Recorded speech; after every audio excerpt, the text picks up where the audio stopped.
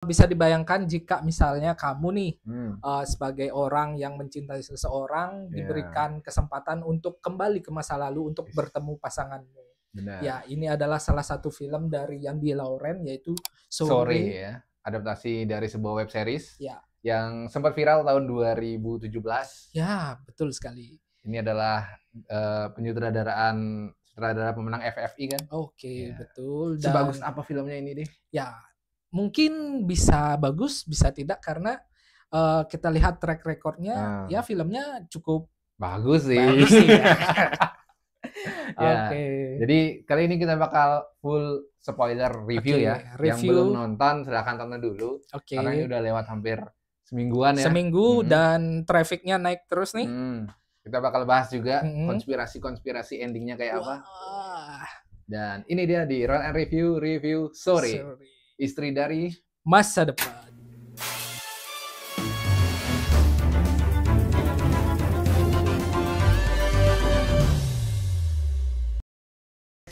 Kembali lagi di Roll and Review.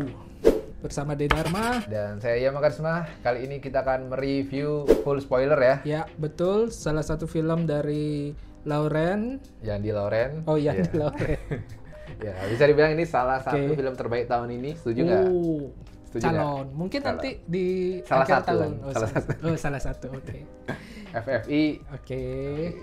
Berani lah. Film terbaik bisa lah. Bisa lah.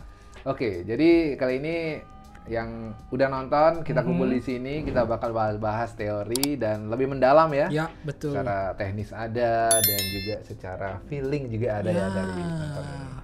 Dan film Sore, istri dari masa depan. Ya. First impression nonton ini gimana deh? First impression nonton film ini kita lihat dulu ya bahwa film ini kan udah ada dalam web series dan dibuat formatnya tentunya ekspektasi kita lebih dong. Lebih ya. Ekspektasi kita lebih dengan film web seriesnya. Web series, ya. Selanjutnya itu dari first impression yang aku lihat sih dengan penggantian cast dan lain-lain juga ekspektasinya lebih dong. Iya. Dan ternyata setelah first impression yang aku lakukan yang aku Terbayarkan nggak? Apa? Ekspektasimu segini terbayarkan nggak tuh? akhirnya ya terbayarkan Iya, tuntas. terbayarkan tuntas. Oke. Karena memang dari segi premis sih kayaknya masih sama, cuman Sama, pengemasannya benar. yang berbeda. Iya, pengemasannya berbeda. Kalau aku sendiri first impression-nya kita semua kena gendam si Yandy ini ya. Ya. Ya, kayaknya si Yandy Lauren ini punya sihir gitu Iya. untuk membuat sebuah film gitu. Iya, jujur first impression habis nonton, walaupun aku udah nonton web seriesnya ya, Oke. kayak kena gendam gitu, bengong. Ah, Anjir, ini film anjir. Gitu iya, ya. iya. Bahkan nggak kita aja gitu ya, bahkan banyak betul. yang di sosmed manapun pasti sampai ada gerakan ini kan, gendam Yandy Wah. Lauren. Cuman yang perlu diperhatikan juga kayaknya untuk orang yang nggak ngikutin web Iya, seriesnya web seriesnya, itu mungkin agak kebingungan. Iya, gendamnya lebih lama mungkin 2 hari. Jadi dia tuh harus nonton 1-2 kali mungkin biar paham Iya, benar. betul. Dan genre ini kayaknya romance dengan sci-fi. Ya, Waktu gitu ya, permainan waktu ini baru sekarang kan filmnya ya. Ya, jadi sebenarnya film kayak gini nih ada juga ya. ya gitu banyak kayak sekali. Oh, di Indonesia tuh udah lama dikenalkan Iya, formatnya. Cuman format memang eksekusi yang perfectnya Iya. itu belum.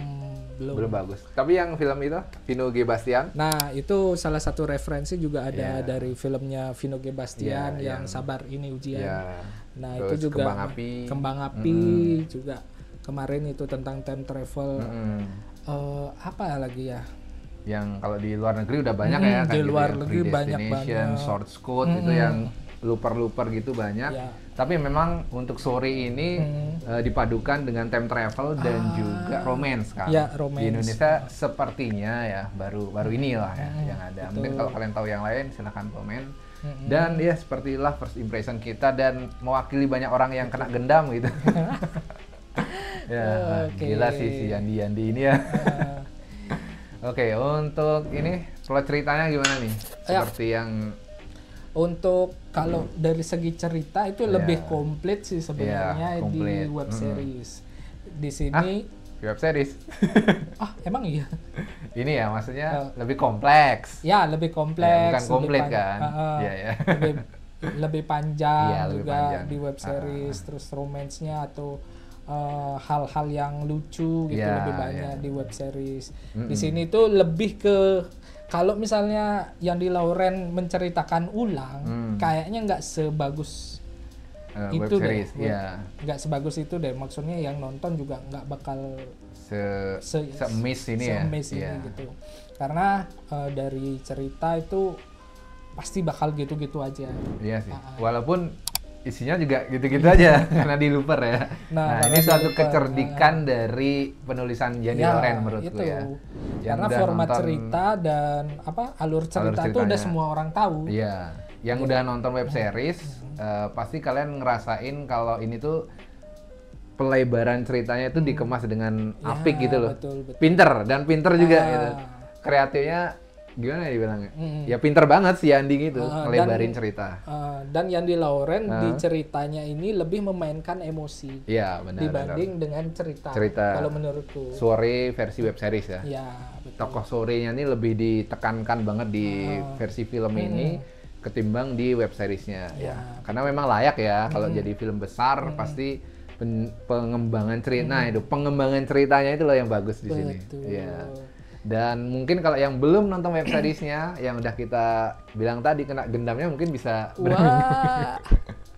Ya, karena memang dari aku sendiri banyak yang sebagai buzzer organic story pro kontranya gitu ya. Yang belum nonton pasti ada yang komen, kok aku nggak begitu ngerti sama ceritanya gitu. Kalau yang udah nonton bilang, anjing filmnya gila banget gitu ya. Ada dua versi gitulah ya dari orang-orang yang udah nonton film Story ini. Ya. Kalau kalian tim yang mana nih, yang gendam sehari atau yang seminggu ya? Iya.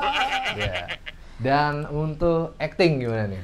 Untuk acting tadi udah sedikit aku mention ya berkaitan dengan acting karena di sini ada aktornya udah nggak main-main coy.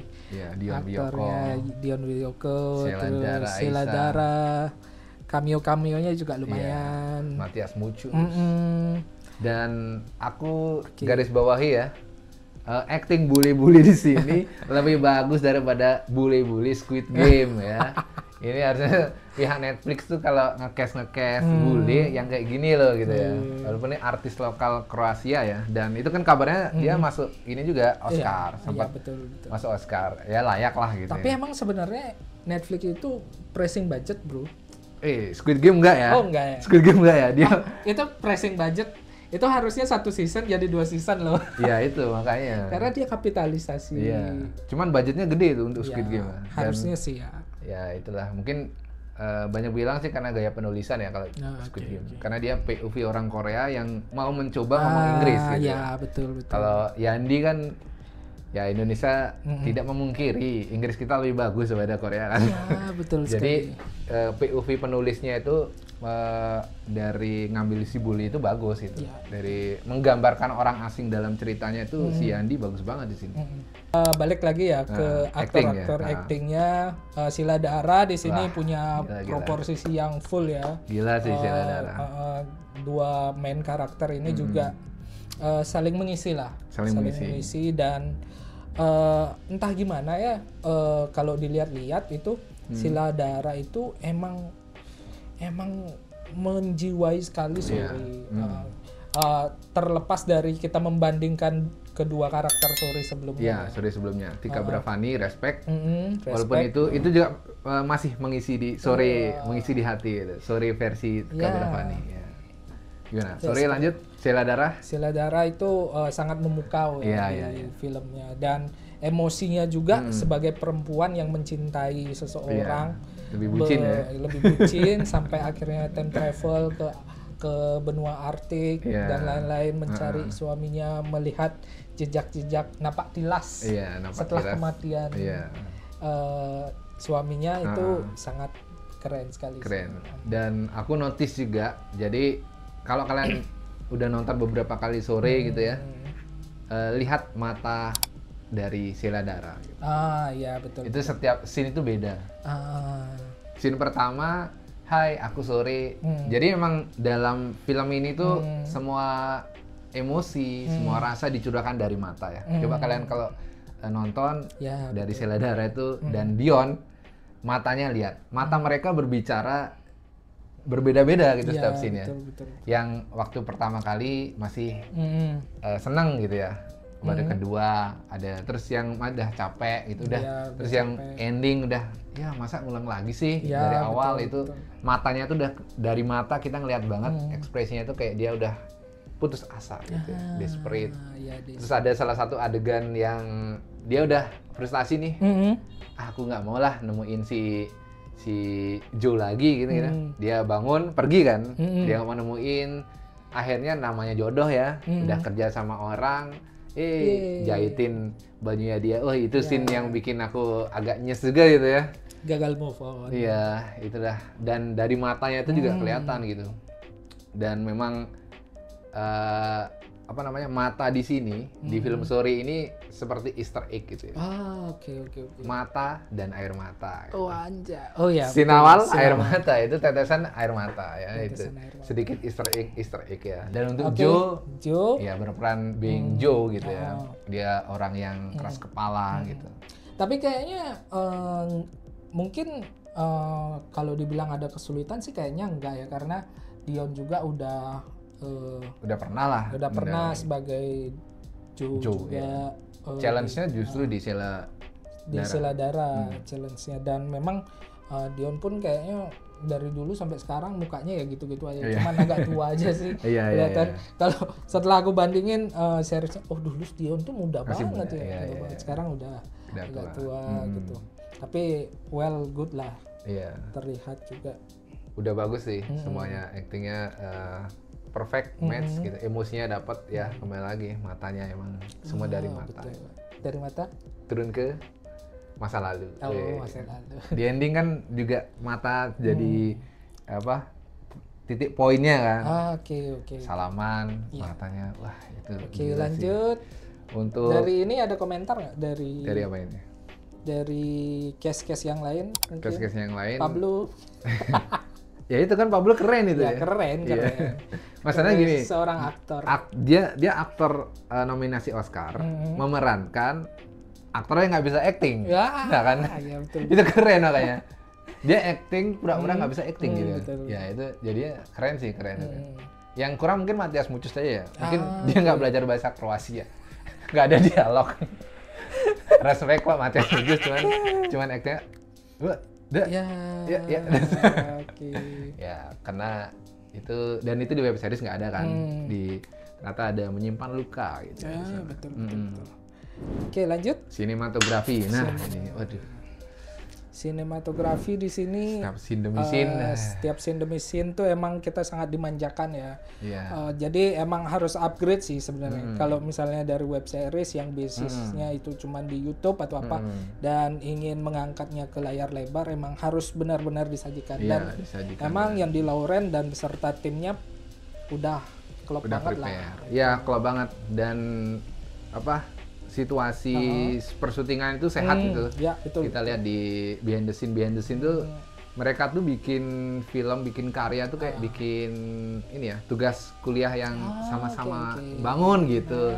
Jadi kelihatan nggak cuman buat mencari uang, aku bikin film biar viral gitu. Enggak, mereka emang dari hati banget lah bikinnya kayak gitu. Bagus juga, shoot-shootnya bagus, dan lebih bagus pastinya dari YouTube kan.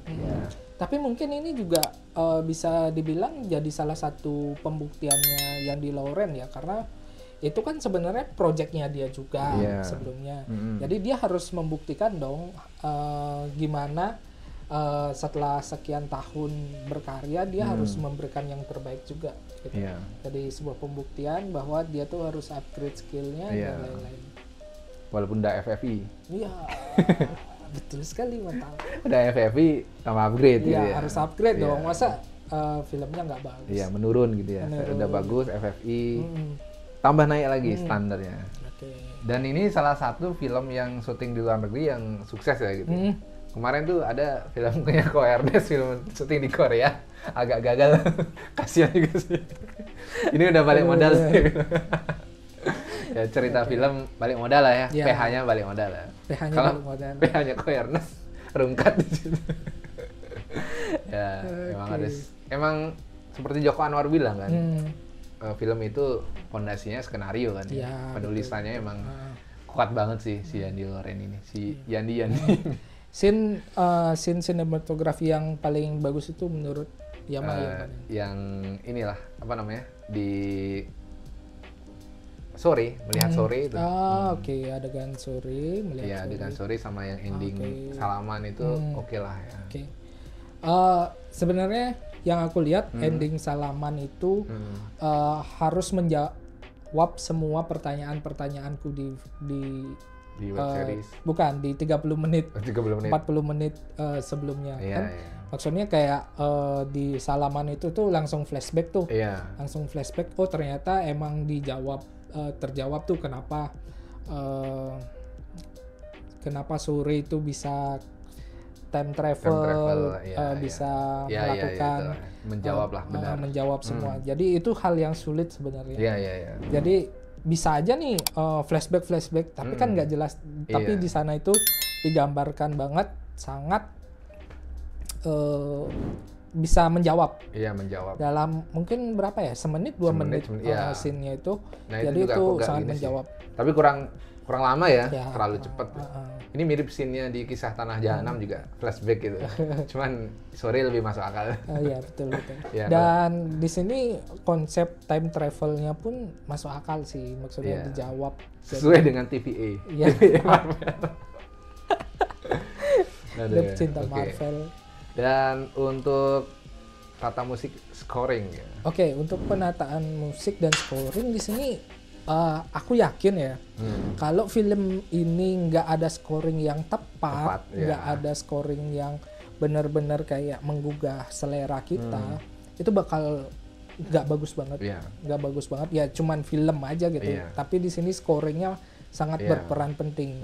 Sama halnya di scene pertama itu kan suara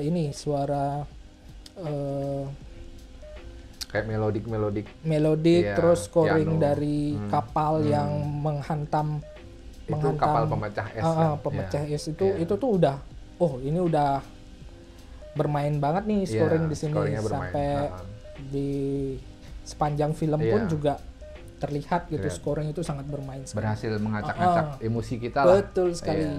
Dan seperti misalnya juga apalagi sekarang mungkin lagi zaman ya pace yang memberikan judul kayak sore, ceritanya tentang kan ada tulisan X1, X2, X3. X1, X2, X3 itu tuh mungkin lagi zaman ya. Kayak kemarin tuh di X1, X2, X3 tuh ada di ini juga, ada di film kartun tuh apa?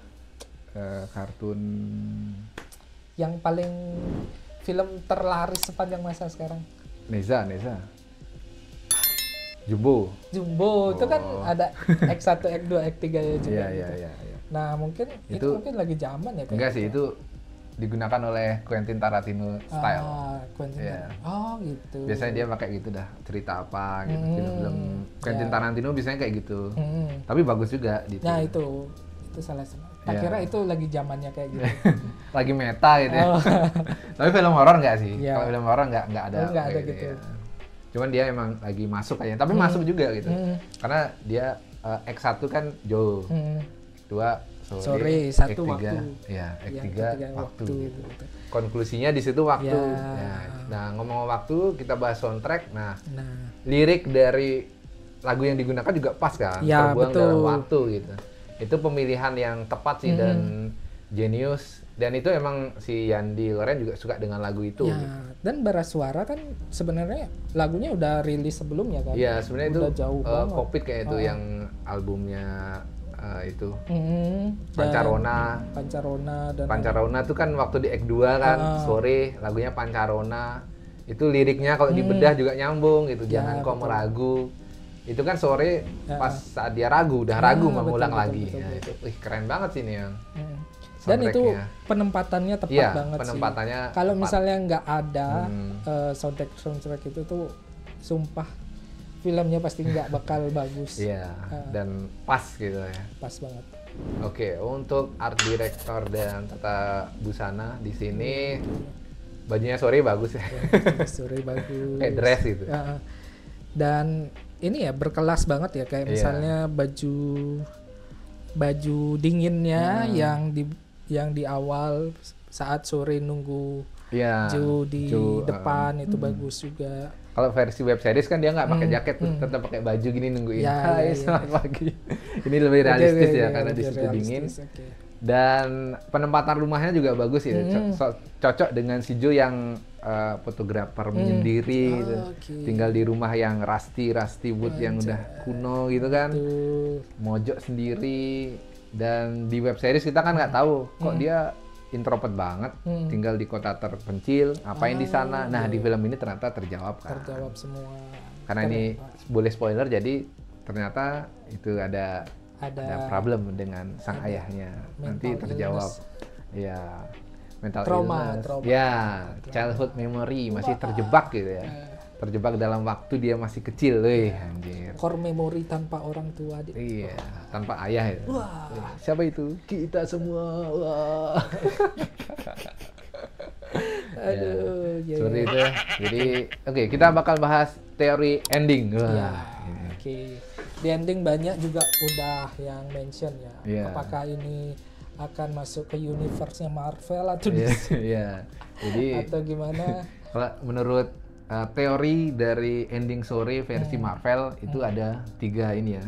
3 waktu. Sacred time. Sacred time itu yang waktu Joe meninggal.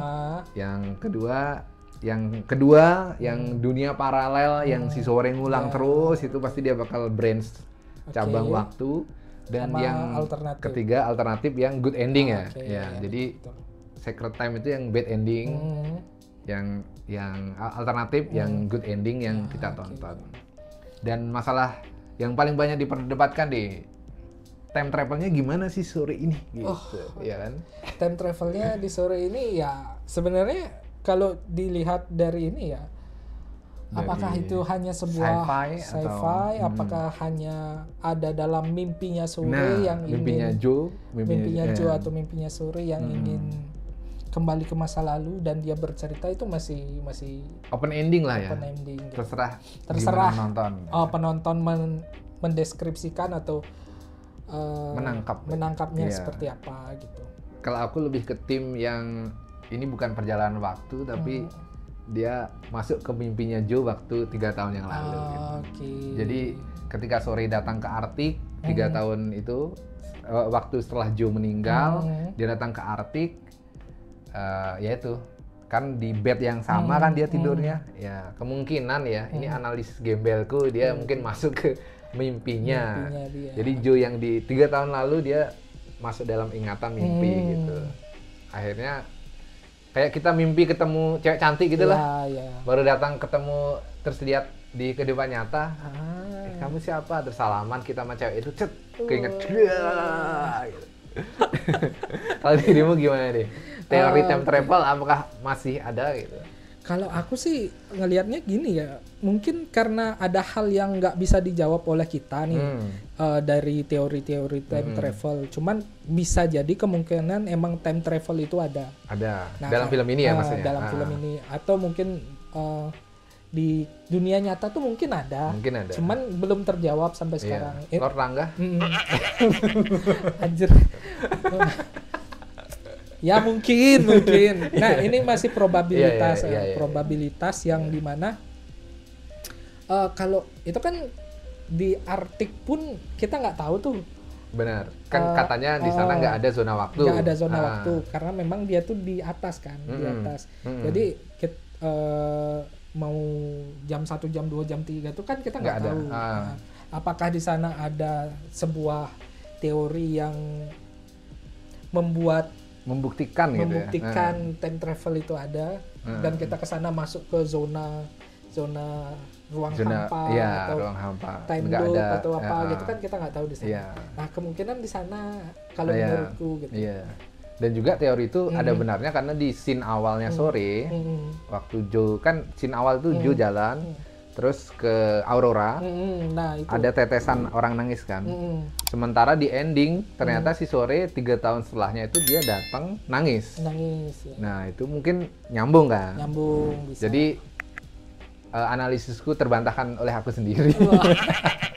Ya bisa jadi Iya. karena itu semua Open ending, ya. open ending. Karena di scene awal itu tadi ada tetesan nangis itu masalahnya. Jadi sore datang ke situ, ini sore 3 tahun, nih Jonathan nangis, tetesannya ada masalahnya, di shoot itu di situ. Itu Tapi sih. sebenarnya itu bukan 3 tahun, 8 tahun sih. Iya, itulah. Istilahnya. aku lupa tahunnya ya. Afternya. After ya. Iya. Itulah ya. Jadi kalau kalian punya ini analisis yang lebih mengandung teori fisika kuantum mungkin lebih dalam gitu. Bisa di komentar di bawah.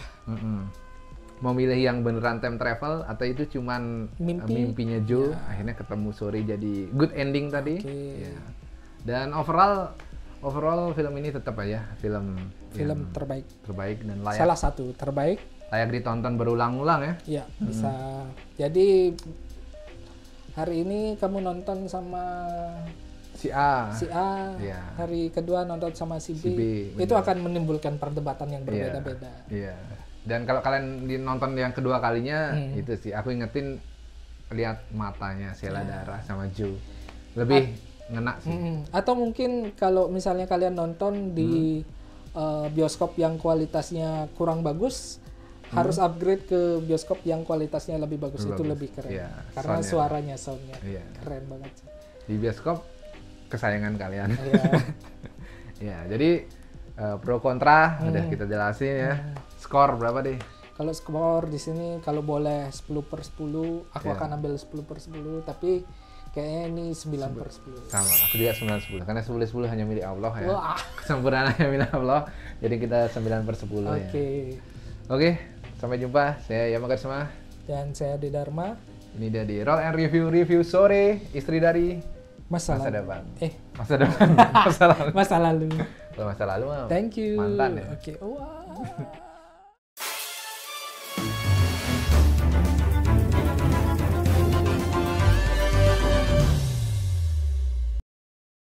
Tapi harusnya sore itu datang ke masa lalu, harus memperingati orang dari Solo ya. Enggak. Anjir.